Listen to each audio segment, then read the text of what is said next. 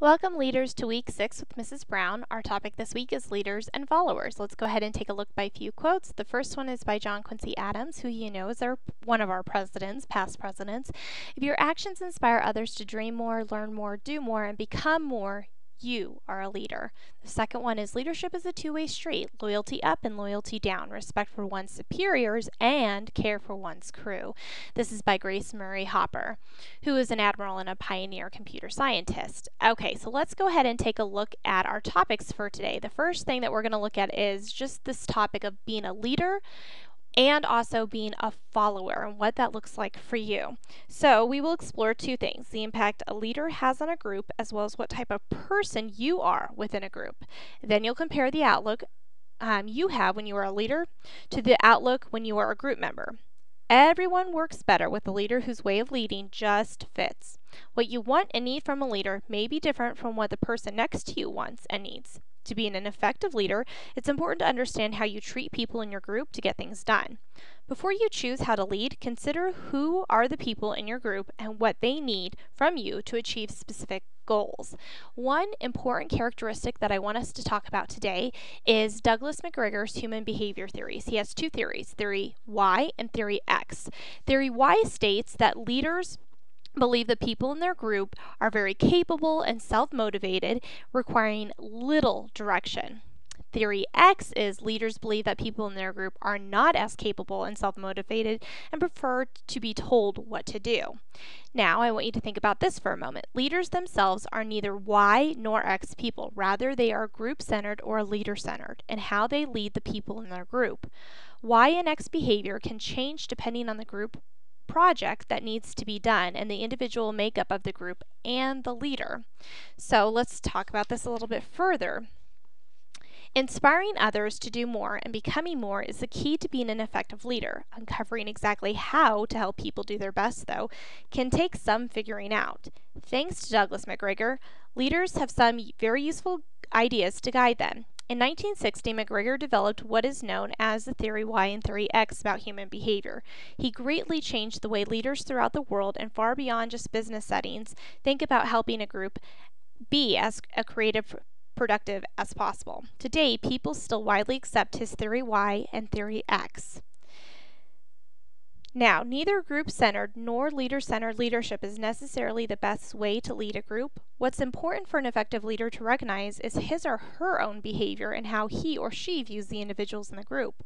For example, when group members are excited and motivated by what they are doing, they don't necessarily need a lot of direction or structure. They are Y people with a group-centered leader. With a different set of circumstances, however, these same people may be more productive if told what to do and how to do it. They're X people with a leader-centered leader. Theory Y and Theory X influence how leaders choose what actions to take and drive the way leaders and group members work together. There's nothing automatically wrong with being more direct or less direct as a leader, nor is there with being a member of a group who needs a lot or a little guidance. Now that you know more about human behavior and leadership, I want you to ask yourself the following questions. How do you generally see yourself as a leader? How about as a follower? Okay, the next one I want you to think about to yourself is, how do you tend to see the people in your group when you're the leader? And the last one is, what type of leader most motivates you when you're a member of a group? This brings us to our activity this week. Our activity is called All Shapes and Sizes, and this is an activity I would typically do in a real setting, but since we are all over the state of Colorado, we're going to do it a little bit differently. You're going to examine one scenario, but with two different type of leaders and how they instructed their group to do a project. So let's go ahead and take a look at what they were asked to do. Here's a scenario. Your employer, a toy company, has assigned your work team to create a model using the company's signature toy, the rod and connector construction set, for a sculpture to be built in front of the new headquarters. Two leaders will share with their teams the guidelines to get started on building the model. Leader and group members will sit at a table and have all the needed pieces from the rod and connector construction set on the table.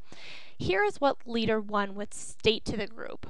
Our team has been assigned to create a model for a sculpture to be built in front of the new headquarters. We are to use the company's rod and connector set. Here are your directions. You may build anything you want.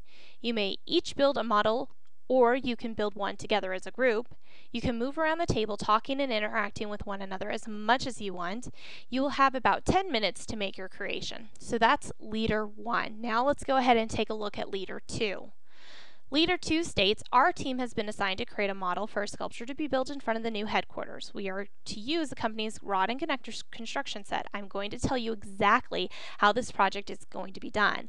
Listen closely. Number 1, you must each stay seated and use only your own space. Number 2, you are to each to work on your own model.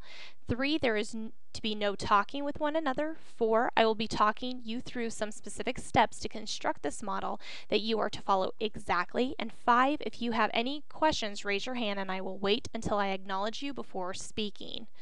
Okay, so here would be the steps that the Leader 2 would state. For example, pick up a large round disc with a hole in the center and holes around the rim. Then place up the red stick and insert it in the hole in the center of the disc. Pick up another round disc with a hole in the center and holes around the rim, and then insert the red stick into one of the holes in front of the rim of the disc, etc. Do you see how it's giving you more steps? Steps are going to continue all the way through 20. So as you will see on the next 2 slides, you will see the directions 7 through 20 right here. It's very, very detailed, and it gives the leader or the group members exactly the directions to construct the sculpture. Okay. This brings me to your assignment for this week. I would like you to go to the discussion board link formed called Leaders and Followers. You're going to read through the questions and post your thread to the questions. Please remember to respond at least to 2 classmates and their ideas. Share if you agree or disagree and why. And that brings us to the end. So if you have any questions, as always, let me know. If you're concerned, let me know. You can either email or call me at any time. Thanks, and I hope you have a great week.